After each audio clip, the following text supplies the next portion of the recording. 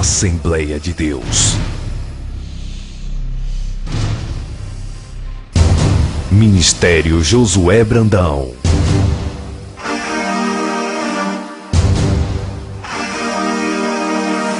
Apresenta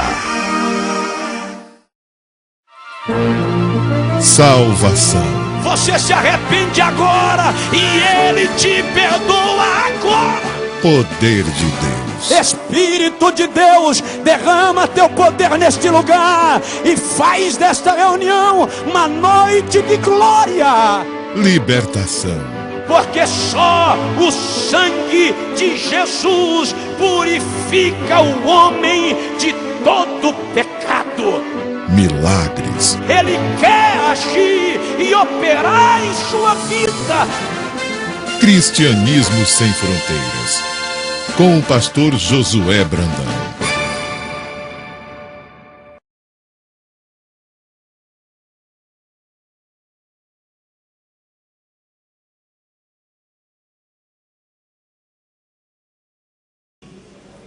Nós vamos ler dois textos nesta noite, porque nós vamos começar hoje, terça-feira, a falar sobre as armas da nossa vitória.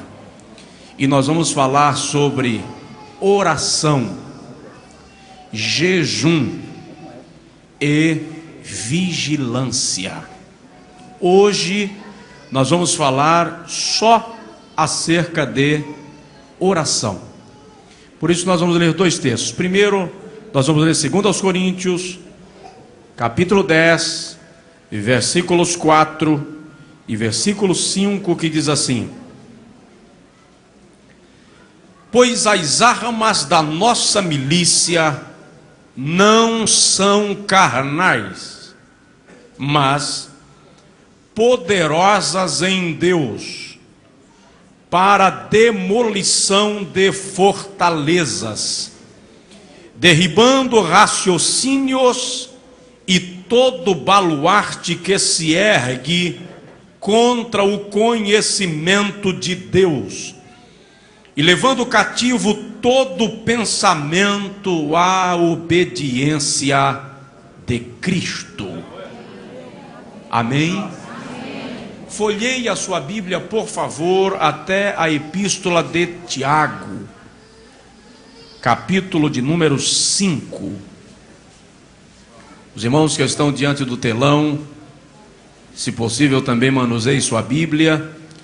Os irmãos que estão em casa nos acompanhando pelo culto online, sejam bem-vindos e leiam também conosco a palavra e reflitam nela nesta noite. Tiago, capítulo 5, versículo de número 16. Tiago está após a epístola do escritor aos Hebreus, vizinho à epístola primeira de Pedro. Capítulo 5, versículo 16 diz assim: confessai as vossas faltas uns aos outros e orai uns pelos outros, para que sareis. A oração feita por um santo, amém? Amém. Amém não, irmão. Não é por um santo, é por um justo. A oração feita por um perfeito, amém? Cuidado, presta atenção. A oração feita por um justo pode muito em seus efeitos. Quantos podem dizer amém? Amém. Diga comigo: Senhor Jesus, eu quero que esta palavra mude a minha vida espiritual e cristã a partir de hoje. Amém. As armas da nossa vitória. O apóstolo Paulo, em nenhuma das suas cartas, leva-nos a entender que a vida cristã será ou seria uma vida sem embates. Toda a Bíblia prevê dificuldades, adversidades na vida cristã. O próprio Jesus, uma certa feita, e João escreveu no capítulo 16, versículo 33, disse: no mundo tereis aflições. No outro texto, o apóstolo Paulo, escrevendo aos Efésios, lá no capítulo 6, ele diz que a nossa luta, versículo 10, não é contra a carne, nem contra o sangue, mas contra as hostes espirituais da maldade nas regiões celestiais. Sendo o nosso inimigo, o nosso opositor, um ser espiritual, as armas da nossa batalha não podem ser carnais. Não podemos fazer da nossa força a resistência do braço, não contra as trevas. Se estamos em luta espiritual, a nossa arma é espiritual.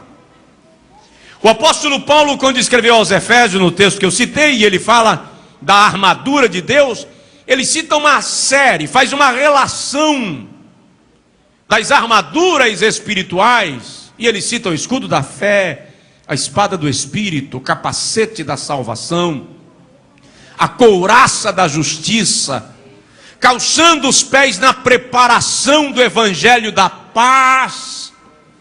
Mas estas armaduras são obtidas na presença de Deus. E o grande problema da igreja dos nossos dias é que ela está revestida de todas as armaduras humanas, carnais, jurídicas, mas nós infelizmente desaprendemos a vencer de joelhos. Não sabemos vencer pela oração. É sobre ela que eu quero falar nessa noite, uma vez que toda a Bíblia nos admoesta a orar. Os 4 evangelhos que trazem a biografia de Jesus fazem-nos entender que 1/3 da vida do mestre era permeada pela oração. Em algumas ocasiões a Bíblia revela ele subindo ao monte ou indo ao deserto para orar ao entardecer e reaparecendo ao amanhecer, ou seja, orou a noite inteira. Uma certa feita, quando os discípulos quiseram aprender alguma coisa com ele, ele disse: tu, quando orares, entra no teu quarto e fecha a tua porta e ora ao teu pai em secreto, e ele que te vê em secreto te recompensará publicamente. Eu quero ouvir Deus falar comigo, mas quantas vezes eu me dirigi para falar com Ele? Uma certa tarde eu estava orando, eu morava em São Paulo, e eu tinha um trabalho de evangelismo noturno com marginais na Praça da República, Vale do Anhangabaú, nas regiões perigosas de São Paulo. E eu orava diariamente para aquela tarefa noturna. E depois de orar aproximadamente 2 horas de joelho, eu fiz naquela tarde como eu fazia todas as tardes. Eu disse: Jesus, todas estas bênçãos eu te peço e te agradeço hoje e sempre, amém. Quando eu fui levantando, o Senhor falou no meu coração muito forte, e o Senhor disse: Josué, você é mal educado. Mas foi muito forte. Eu voltei para o joelho e disse para o Senhor: não entendi.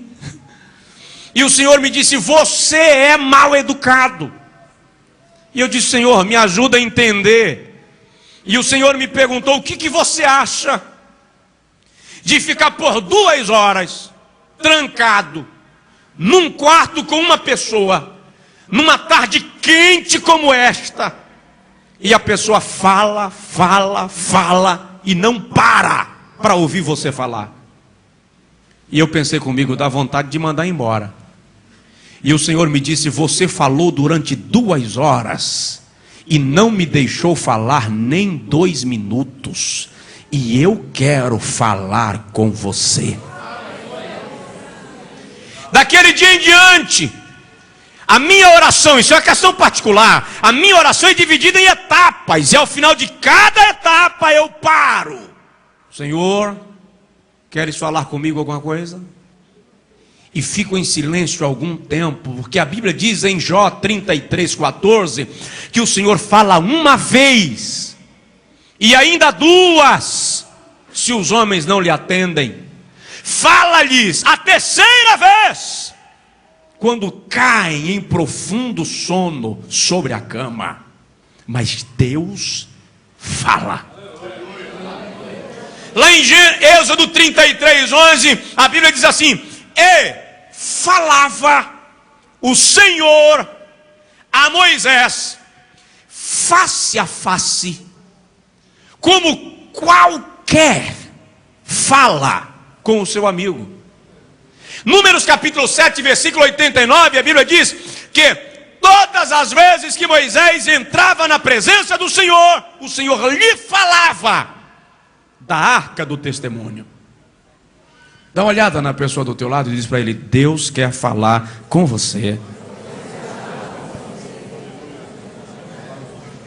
Agora entenda uma coisa: a melhor maneira de bombardear o inferno não é com jargões espirituais, chavões.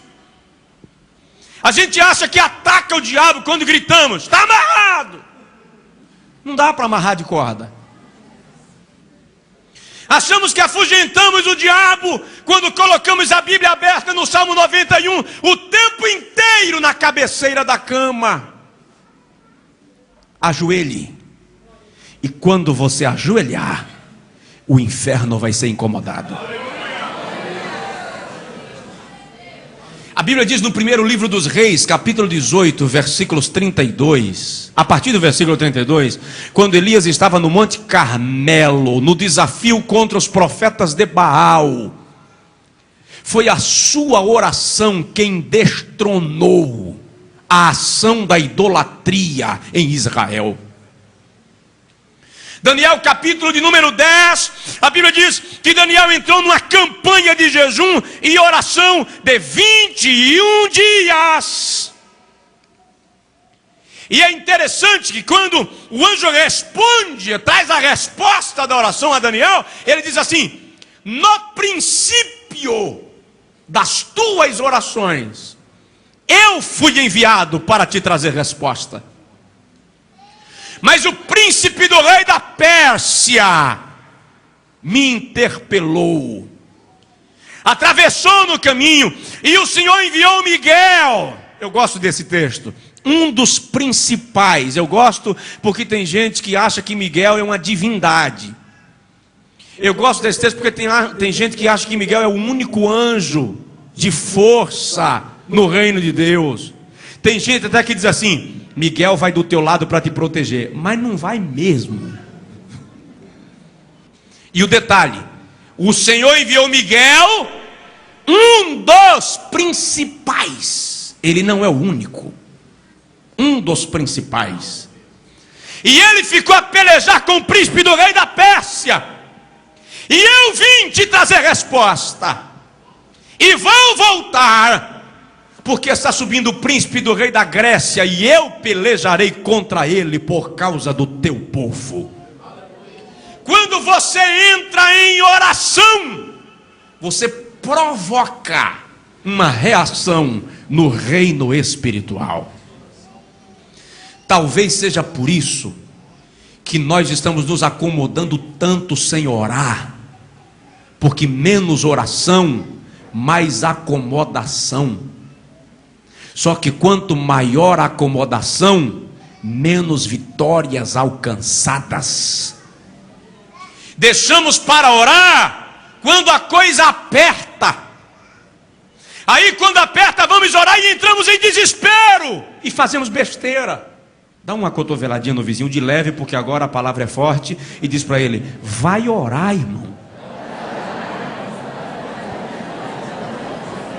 Sabe do que eu lembro agora? Nós estamos em pleno mês de janeiro, tem muita gente de férias. Eu lembro do rapaz que estava indo passear nas férias, e a mãe falou: ó, não esquece de orar, tá? Sua mãe, que é isso? Eu estou de férias. Tem gente tirando férias da presença de Deus. Nossa vida precisa voltar ao princípio da oração. Precisamos regressar àquelas madrugadas em que você levanta sem saber por que levantou. E de repente ajoelha um pouquinho e conversa com Deus. Esta é a arma da nossa vitória. Não é carnal, é espiritual. E é poderosa em Deus. Ninguém atropela uma pessoa que vive de joelhos. Mas eu quero observar contigo nesta noite alguns princípios da oração. Agora, pelo amor de Deus, é culto de doutrina, tá? Ora. Chega na igreja e ora. Seja você assembleiano, batista, presbiteriano, metodista, independente, ora. Satanás não conhece placa denominacional, não respeita FGTS espiritual. Tem gente que pensa que existe Fundo de Garantia por Tempo de Serviço Espiritual. Eu tenho 40 anos de crente, Satanás tem que me respeitar. Não respeita não. O que impõe autoridade é a graça obtida pela oração. Primeiro, ore ao Pai em nome de Jesus. Vamos lá. Tem muita gente pedindo coisas aos anjos. Tem muita gente dizendo que o anjo vai batizar, o anjo vai curar. Anjos são espíritos ministradores a serviço de Deus pela igreja. Jesus diz em João 15:16 assim: não vos escolhestes vós a mim, mas eu vos escolhi a vós, e vos nomeei, para que vades e deis fruto, e o vosso fruto permaneça, a fim de que tudo quanto pedirdes ao Pai, em meu nome, Ele vô-lo conceda. A oração é feita ao Pai, em nome do Filho. Aí me dê licença, com todo respeito às suas convicções religiosas, mas eu preciso dizer que há um adesivo de carro por aí, que é uma completa contradição em relação à Bíblia. Diz assim: peça à mãe que o filho atende. Não é bíblico. O que a Bíblia diz é: peça ao Pai, em nome do Filho, para obter resposta. João capítulo 16, versículo 23 e 24 diz assim: naquele dia nada me perguntareis. Em verdade vos digo que tudo quanto pedirdes ao Pai, em meu nome, Ele vô-lo concederá. Preciso ajoelhar diante de Deus em nome de Jesus. Eu tenho dito que o nome de Jesus é como a senha de uma conta bancária. Você não tem acesso ao saldo, não faz saque sem a senha.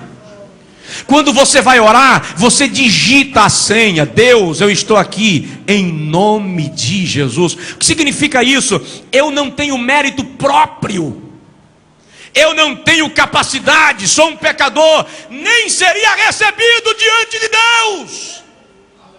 Mas Jesus vai na frente abrindo caminho. Ele é intercessor, mediador. Paulo diz que há um só mediador entre Deus e os homens, Cristo Jesus, homem. Quem diz amém? Amém. Portanto, analisa a tua oração. Veja como é que você se dirige ao Senhor em oração, porque é Bíblia esse aqui. E aí nós precisamos parar com a ideia de anjos que fazem e deixam de fazer, porque quem faz é o Senhor. Precisamos parar com a ideia de homens que fazem, porque quem faz é o Senhor através dos homens. Somos apenas instrumentos de Deus, e Ele usa a qualquer um. É só render-se a Ele. Segundo lugar, primeiro, ore ao Pai em nome de Jesus. Segundo, dependa do Espírito Santo na sua oração. Primeiro, é bom lembrar que é o Espírito Santo quem nos impulsiona em direção à presença de Deus.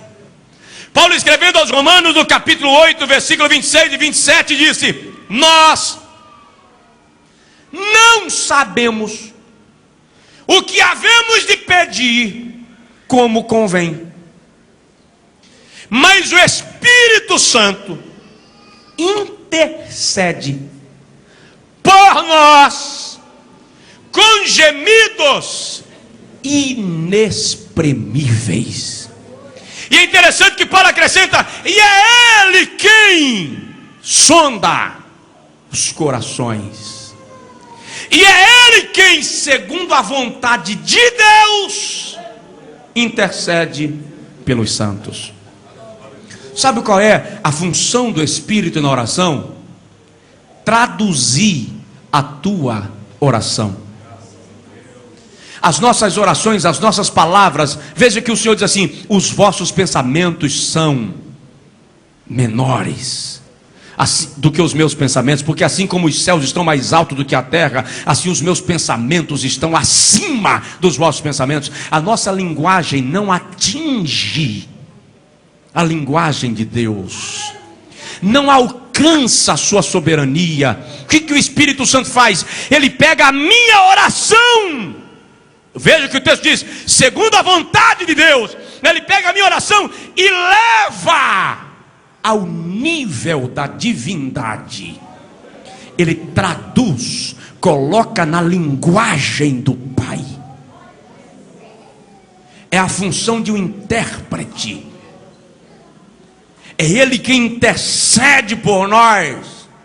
É interessante que às vezes você está orando e começa a falar em línguas espirituais na oração, e quantas vezes você não entende o porquê?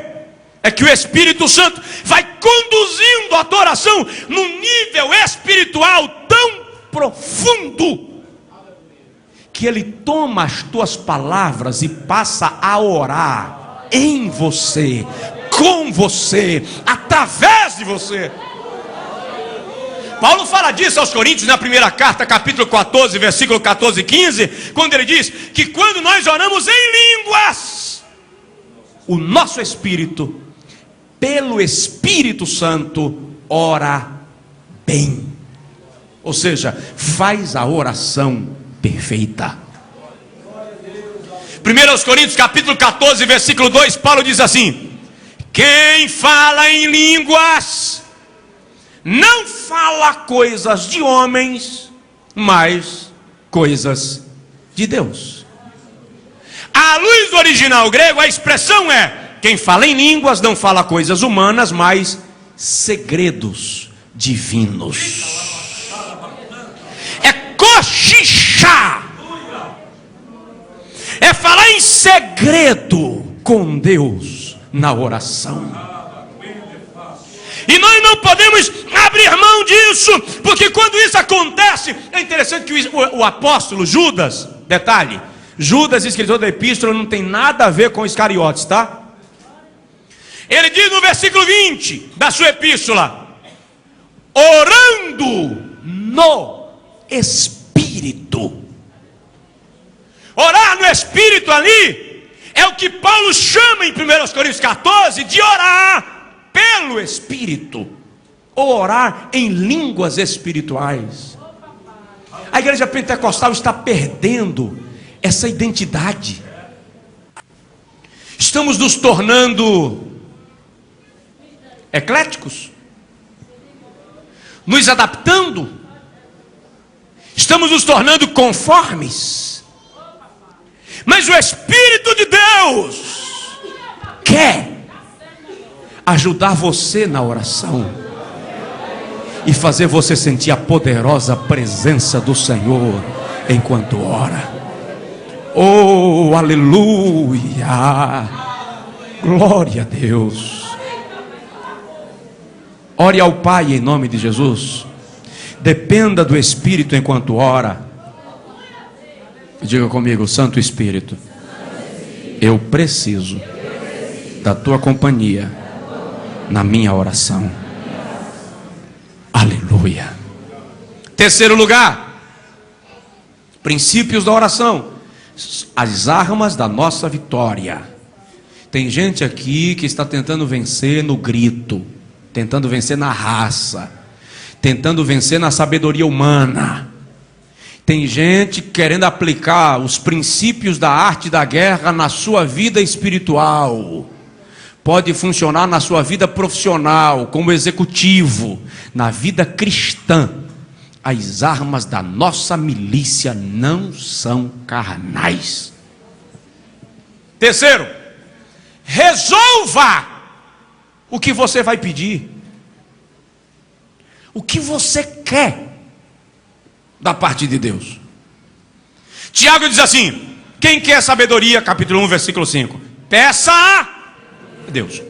Peça, porém, com fé, sem duvidar. Sem duvidar ali não é falta de fé, porque ele já falou, peça com fé. Sem duvidar é sem oscilar. É a pessoa que fica entre dois pensamentos, não sabe o que quer da vida. É tipo menino embirrento, pede, e quando ganha, não quero mais. Jesus diz em Mateus capítulo 7, versículo 7 assim: pedi e dar-se-vos-á, buscai e achareis, batei e abrir-se-vos-á, porque o que pede, recebe, e o que busca, encontra, acha, e ao que bate, abrir-se-lhe-á.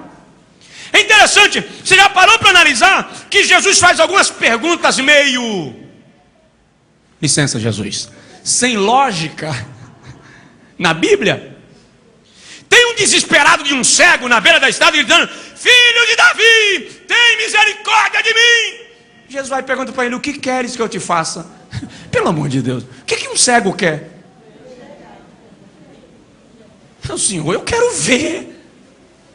Precisava Jesus fazer a pergunta? Precisava. Ele poderia pedir uma esmola e Jesus daria. Quer um denário, Judas, dá o denário para ele, daria. Você precisa saber o que você quer. Sua oração não pode ser mais uma. Hoje eu ouvi um louvor que me chamou muito a atenção, dizendo assim: você não pode ser mais um na multidão. Não seja multidão.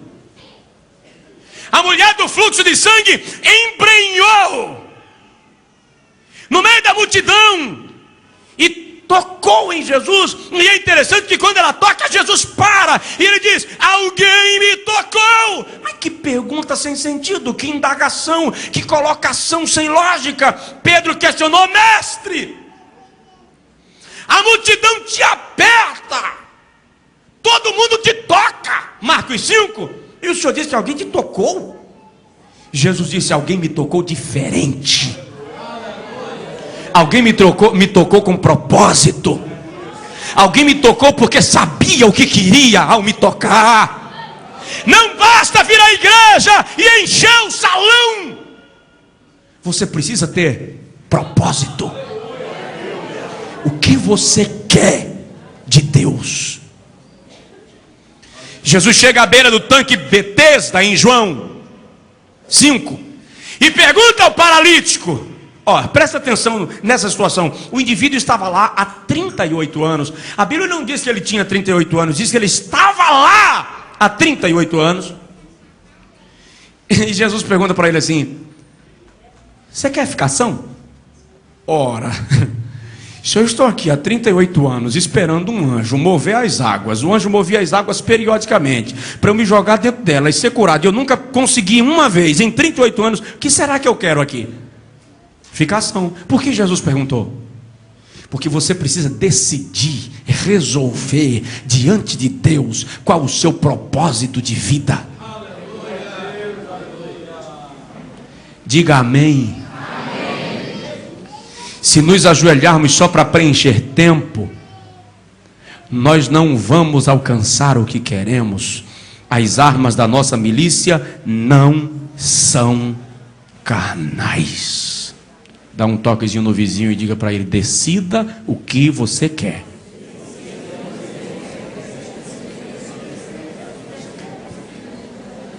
Em quarto lugar, leia a Bíblia para afirmar a sua confiança acerca do que você pede. Como é que se obtém fé?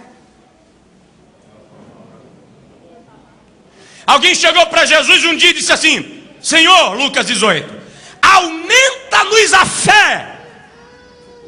Jesus colocou a mão na cabeça dele e disse assim: receba. Foi isso? Ele começa a falar: se tiverdes fé do tamanho de um grão de mostarda, falareis ao monte. Por quê? Por causa de um princípio que Paulo revela posteriormente em Romanos 10, 17. A fé vem pelo ouvir, e o ouvir a palavra de Deus. Eu preguei em São Luís, no Maranhão, uma época dessa, e contei o testemunho de uma irmã a quem eu acompanhei com oração, juntamente com outros irmãos, porque o marido dela tinha ido embora com a amante. E eu disse para ela: a senhora quer o seu marido de volta? Ela disse: quero. Eu falei com ela: ele vai voltar. Ela disse: mas ele não me quer, pastor. Eu disse: não, irmã, peraí, a senhora quer? Quero. Então ele vai voltar. Ela disse: mas pastor, o senhor não entendeu. Eu falei: irmã, você quem não me entendeu. Seu marido é escravo do pecado. A vontade dele foi dominada pelo pecado. A sua vontade está inerente à vontade de Deus. E eu contei o testemunho. O marido daquela irmã realmente voltou para casa. E quando eu contei isso no Maranhão, tinha uma irmã, há quase 20 anos o marido dela tinha ido embora. E quando ela ouviu o testemunho, ela disse que falou: se essa irmã que o pastor falou conseguiu, eu também consigo. No outro dia de manhã, não demorou muito, incrível é isso. É isso que eu fico questionando: Deus, por que tem uns que o senhor atende da noite para o dia e tem uns que o senhor atende de um ano para o outro? No outro dia de manhã, ela acordou às 5 horas com alguém tocando a campainha. Era o marido dela com a Bíblia de estudo pentecostal deste tamanho, debaixo do braço. Se aceitei a Jesus como Salvador, larguei a amante, estou voltando para casa para consertar minha vida. Porque a fé vem pelo ouvir. Salomão diz em Provérbios, capítulo 4, versículo 20 a 22, assim: filho meu, atenta para as minhas palavras, inclina os teus ouvidos à minha instrução, não se apartem elas de diante dos teus olhos, guarda-as dentro do teu coração, porque são vida para os que a encontram e saúde para todo o teu corpo. Eu amo o Salmo 119, lá no versículo de número 49, quando o salmista diz assim: lembra-te da palavra dada ao teu servo, na qual me fizestes esperar. Ou seja, eu estou esperando porque o Senhor me deu uma palavra. E ele diz assim: esta é a minha consolação na hora da angústia. E eu acho lindo quando ele diz: é a tua promessa que me mantém vivo. Salmo 119, 49 e 50. É a tua promessa que me mantém vivo. Se apegue à palavra, creia no que está escrito nela, porque a palavra do Senhor não volta vazia. Então, George Miller é um dos heróis da fé. Ele leu a Bíblia toda, de Gênesis a Apocalipse, 200 vezes. E 100 vezes ele diz ter lido de joelhos. E ele disse assim: eu só me lembro de 7.365 orações que eu fiz. Destas 7.365 orações que eu fiz, 7.363 o Senhor me respondeu na hora. Ele não iniciava a oração sem antes ler um texto bíblico em voz alta. Para quê? Para alimentar a minha fé, abastecer a minha confiança. Então se apegue à palavra. Para muita gente a Bíblia é apenas um livro de cabeceira. Tem irmão que ainda coloca a Bíblia aberta no Salmo 91, Salmo 23, Salmo 46, e larga lá o tempo inteiro. De vez em quando chega com um abanador feito de pena de pavão e...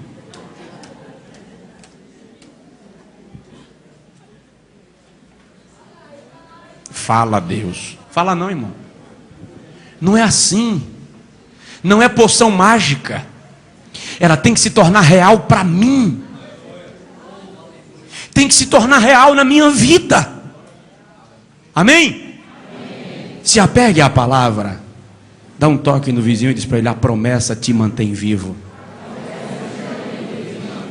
Ah, quantas vezes você quer fazer loucura. Quantas vezes você quer fazer besteira no desespero. E quando você vai desenfreado, você lembra de uma promessa. Aí você para e diz: eu não vou sacrificar a promessa pela circunstância. Eu tenho promessa. Se mantenha vivo pelo que Deus lhe prometeu. Quinto lugar, e já encerramos. Creia que receberá. Irmão, a Bíblia diz que tudo que não é por fé é pecado. Hebreus capítulo 11, versículo 6 diz que sem fé é impossível agradar a Deus. Jesus diz em Marcos 11, 23 que nós devemos orar crendo que receberemos. E se orarmos crendo, o Senhor entrará em ação pela nossa fé. Agora eu acho que vocês já perceberam que eu sou contra toda tentativa de perfeição humana. Aquela ideia de criar uma moldura e fazer de conta que somos anjos sem asas. A religião nos ensinou isso. As pessoas têm que ver você perfeito. Você não falha. E eu já vi gente pregando de uma fé perfeita. Diz e acontece. Eu ainda não a alcancei. Eu me identifico muito com um pai de família que tem na Bíblia, que ele chega para Jesus, pastor Menezes, e diz assim: Senhor, cura o meu filho. E Jesus disse assim: eu curo, se você crê. E ele disse: eu creio. Mas ele dá uma pausa e diz: me ajuda na minha incredulidade. Por que isso?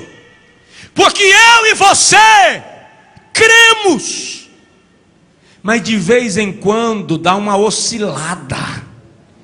O desespero bate. Você crê, mas Deus não respondeu e o aperto chegou. Aí você entra em crise. E é por isso que tem gente aí se sentindo no direito de estar decepcionado com Deus,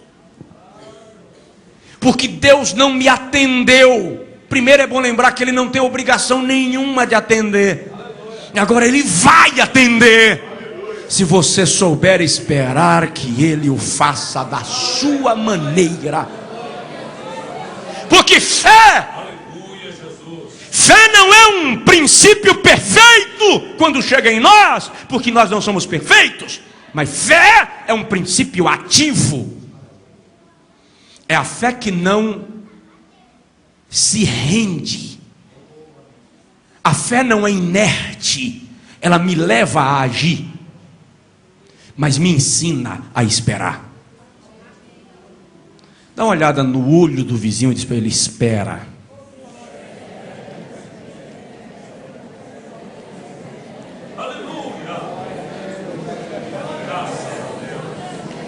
Por que Deus já atendeu fulano e não me atendeu? Porque Deus tem maneiras diferentes de trabalhar. Você já parou para analisar isso? Já parou para analisar que Deus tem maneiras diferentes de trabalhar? Israel passou pelo Mar Vermelho como? A pés enxutos. Mas quando passou no Jordão, teve que molhar os tornozelos. Jonas teve que ir por baixo.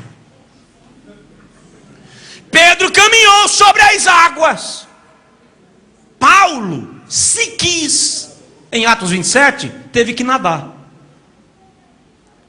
Veja só, um vai de pés enxutos, o outro tem que molhar os pés, um tem que mergulhar, o outro vai por cima das águas, o outro, se quiser, nade.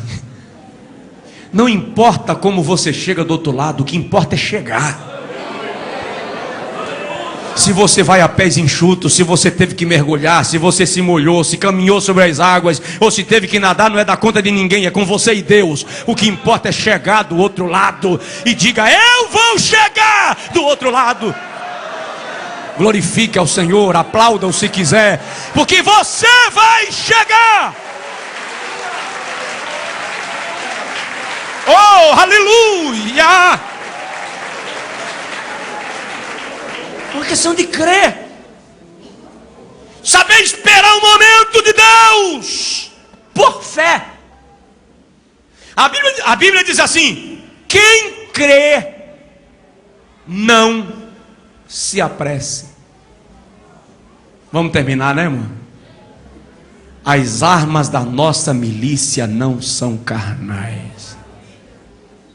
Desculpa eu dizer um negócio para vocês aqui, não se ofende não, tá? Próxima vez que eu chegar aqui no culto, eu quero ver uma igreja orando. Sentado, de pé, de joelho, deitado. Isso é uma questão sua. Mas por favor, ora. Ora. Você não sabe quantas barreiras caem quando você ajoelha. O remanjo da ganai deva surihanjuna. Quando você levanta a madrugada e desce diante de Deus com um sono violento, mas você consegue pelo menos dizer assim: Jesus, eu estou aqui. Jesus olha de lá e diz: meu filho, minha filha, eu também estou aqui.